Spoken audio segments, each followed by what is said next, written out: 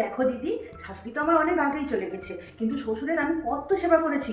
সবসময় অসুস্থ থাকতেন, আমি আর তোমার ভাই এক পায়ে খাড়া হয়ে সবসময় সবকিছু করে দিয়েছি, আর যাওয়ার সময় সব সম্পত্তি দাদাকে দিয়ে চলে গেল। না না, আমরা রাস্তাতে চলে আসবো তাও ঠিক আছে, কিন্তু এমন লোক গিয়ে তার দাদাকে বলবে না যে সম্পত্তির ভাগ দিতে। বলবো বরং উল্টে আমাকেই বকুনি দিবে যে তোমার জন্য সম্পর্ক খারাপ হয়েছে।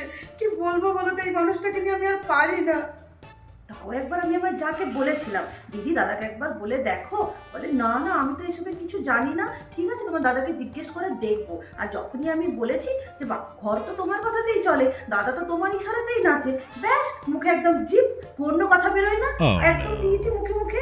দাদাকে দাদাকে বললে দাদা বলে আমি কি তোদের সাথে বিশ্বাসঘাতকতা করবো? তোদের কি আমার উপর এইটুকু বিশ্বাস নেই? এটা বিশ্বাসঘাতকতা নয় আর কি দিদি? দাঁড়া। হ্যাঁ হ্যালো দিদি। না না, আমরা তোমার কথাই বলছিলাম, আমি তোমার কথাই মনে করছিলাম। কেন আমি তোমার কথা মনে করতে পারি না? না না, আমি তো সবসময় তোমার কথা মনে করি। বাবা তুমি কত আদর যত্ন করো আমার বাচ্চাগুলো। হ্যাঁ হ্যাঁ হ্যাঁ।